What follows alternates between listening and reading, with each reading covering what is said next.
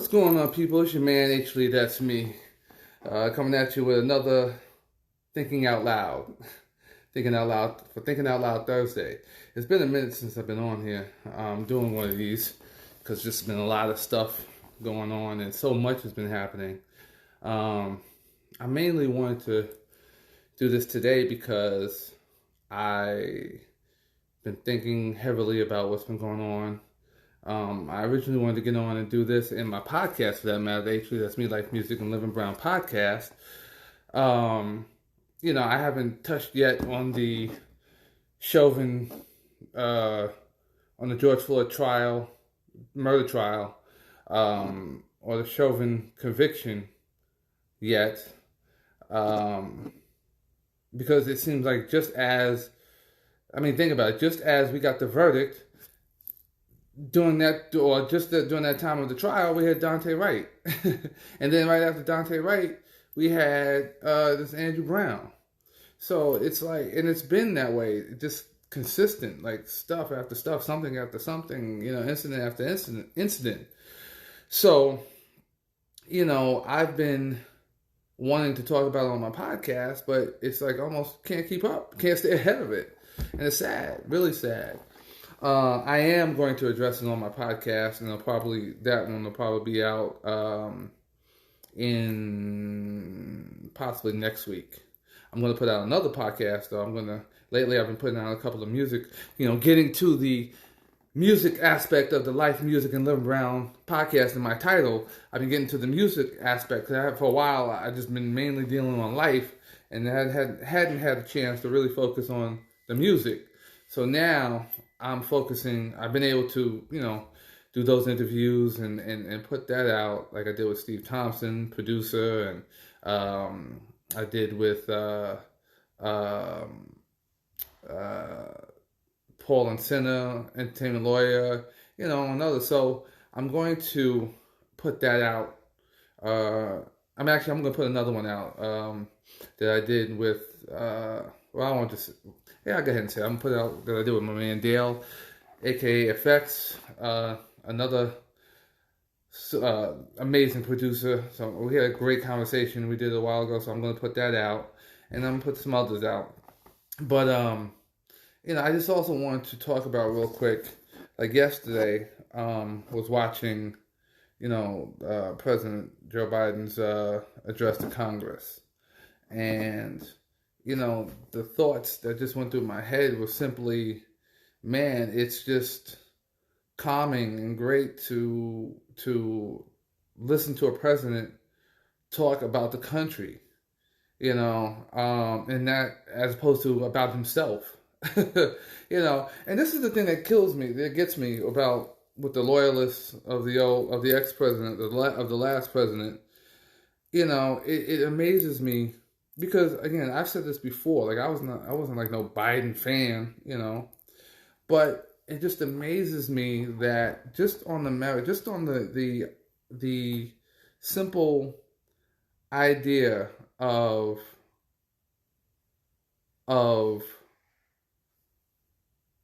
what we have, who we have right now, as opposed to who we had before. Just simply a man who's talking about the country. Hell, he could be lying, for that matter. Right? It could all be a sham and whatever, and he could have all kinds of ulterior motives and all the whole nine. But the bottom line is, he's putting up a good front, if that's the case, and it's about the country. You can disagree with policies all day long. Fine. That's what, it was supposed to. Nobody's supposed to just agree on everything. That's life. But how are we debating? Like, we have debates. And I think the loyalists of Rump simply just choose to find something on him to I read comments. That's the great thing about Facebook and these things. You get to read comments. And that with other people, the ones that smile in your face and talk one way in your face, behind closed doors, if you will, you get to see how they really, really feel and think. And that's the one enlightening, sad but true, enlightening thing about Facebook, is that we've been able to see people for who and what they really are, how they really feel and think. You know, if you just on a man-to-man comparison, you know, again, forget policies, but just on a man-to-man comparison, it's like, it's night and day. You know, it's complete opposites.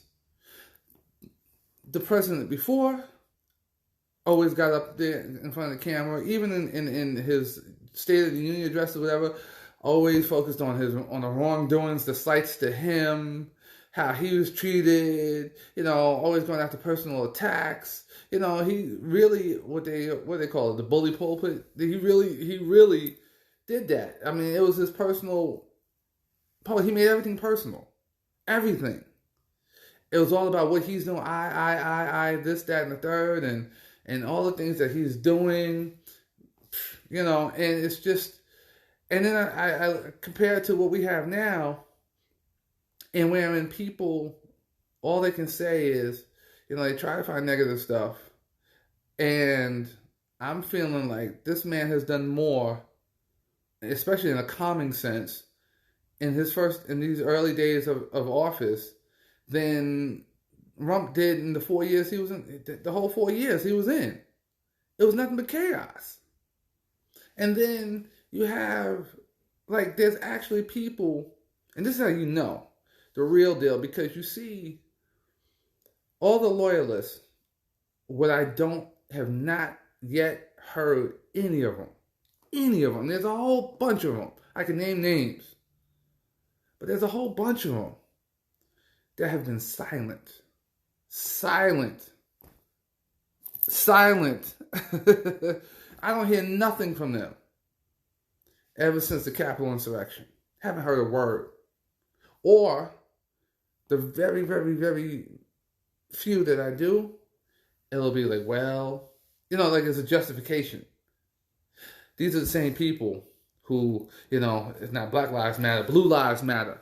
But the Blue Lives Matter crowd, I don't hear them say anything about what happened at the Capitol.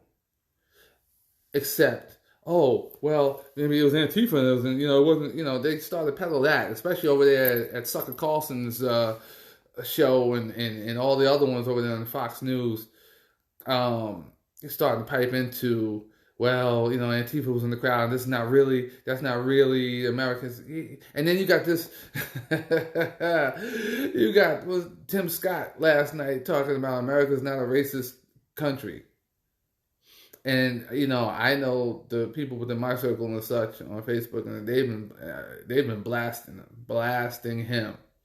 Yo, my cousin Kelly, you know, we were having a field day. You know, Greg. I'm sorry, y'all, but I gotta put it out there. The one term I heard that had me, the number one term of the day, super slave. Oh man, but this is, you know, because this man, and this is what I say, he's an excuse. He's just like a Candace Owens and the others that Officer Taylor. They're excuses for those in the white race to justify how they feel. So they say, oh, well, you know, see, no, America's not racist. You know, we have a black man. We have a black president. Yeah, but you don't ever mention all the ridiculousness that went on during those 8 years. You know, calling his wife an ape.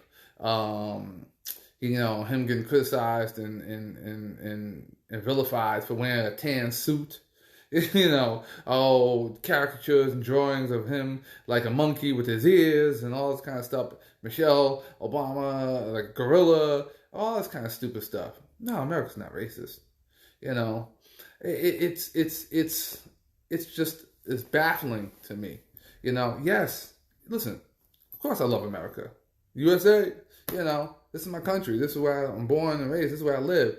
Yeah, I wouldn't want to live anywhere else I could think of. I don't know about Africa yet, but anyway, you know, this is it. Yes, it has this problem, you know, and all that. But you can't. Yes, it's a racist country. Yes, it was built on racism.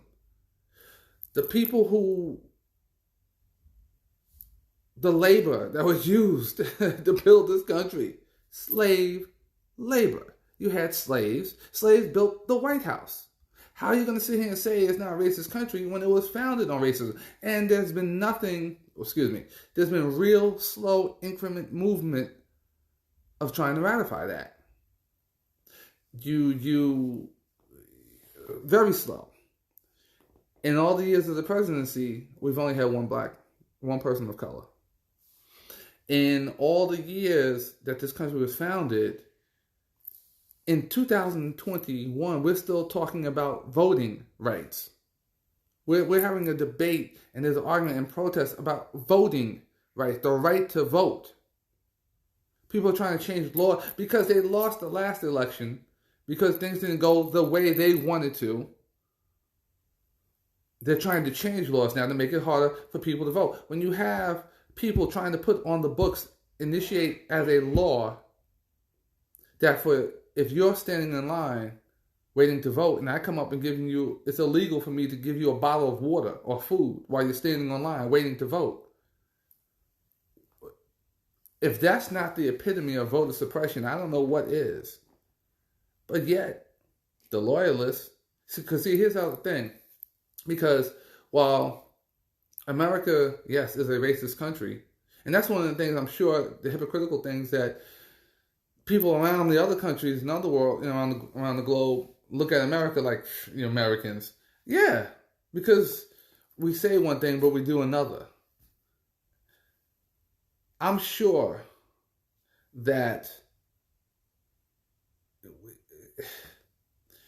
you can't, it's I don't know. I'm just, sometimes it's just so much that, it's just like, damn.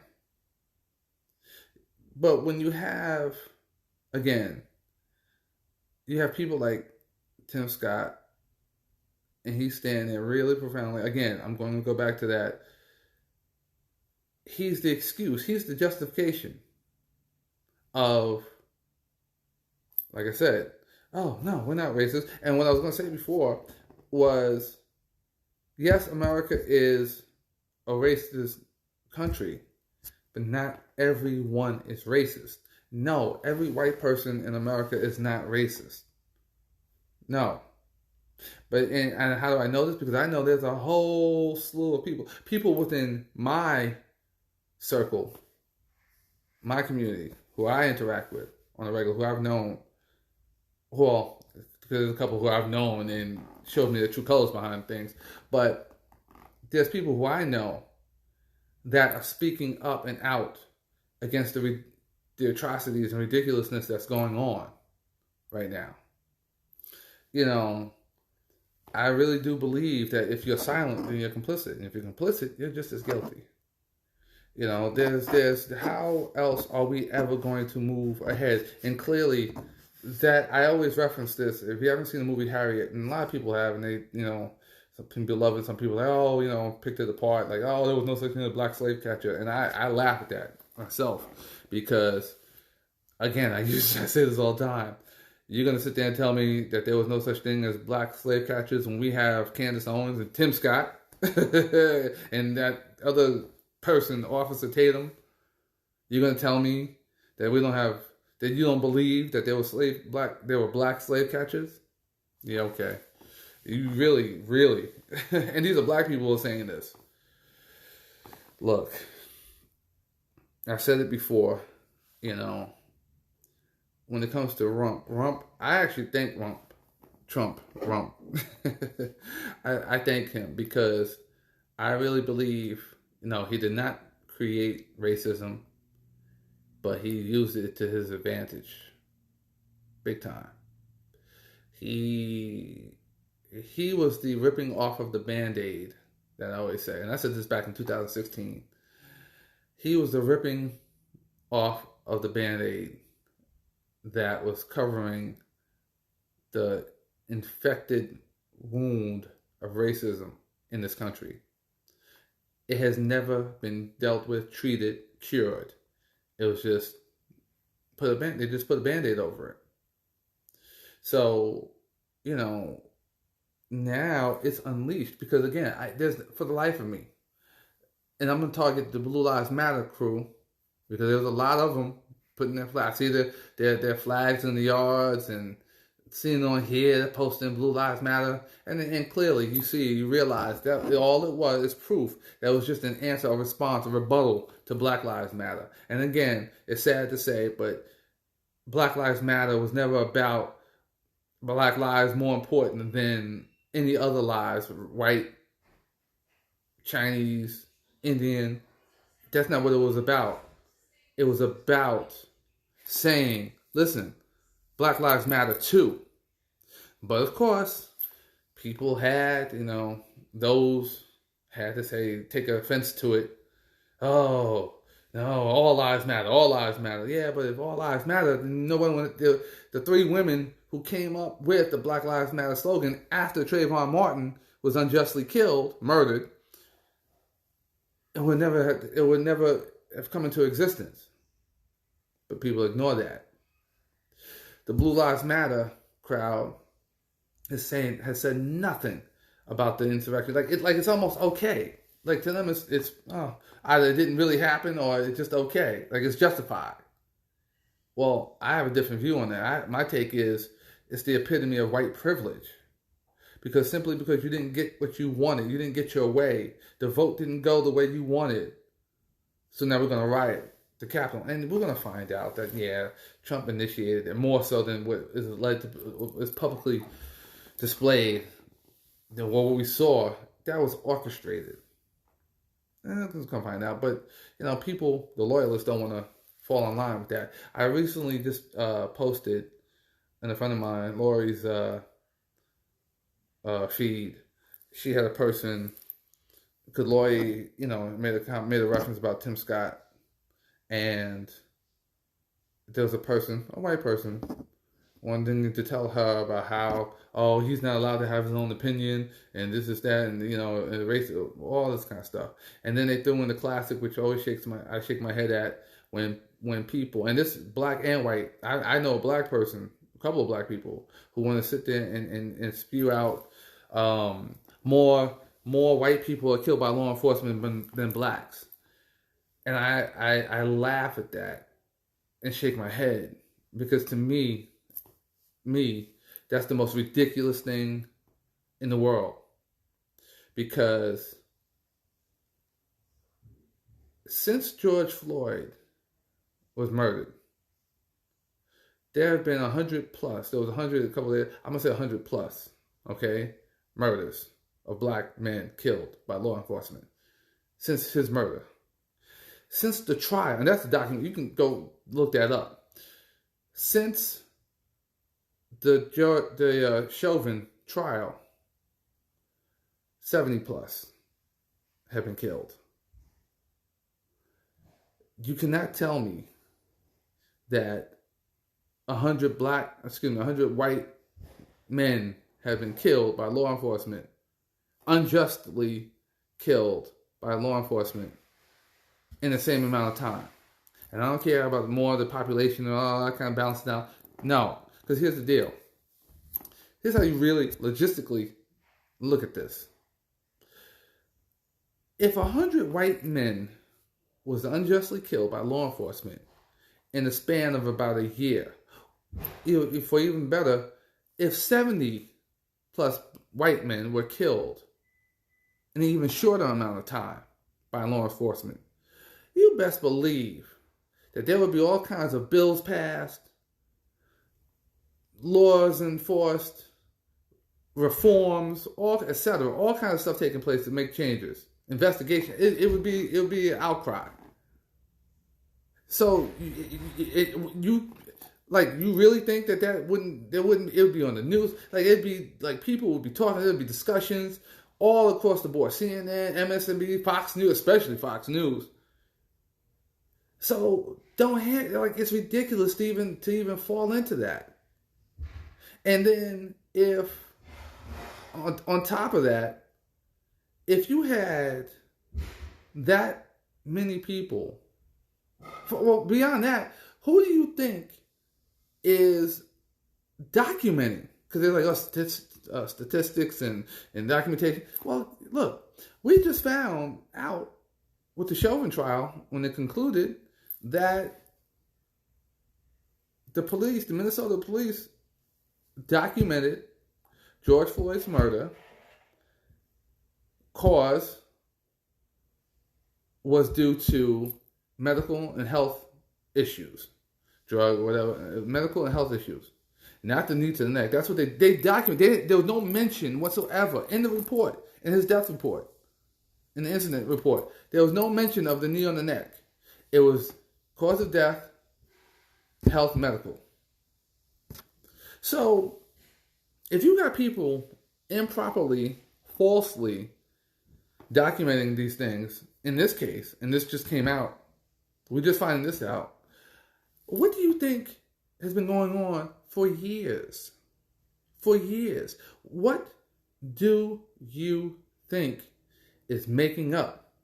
Or how do you think that those statistics is being formulated? Do you really think they've been properly documented? Really? So, and anybody can debate me on that, you know what I'm saying?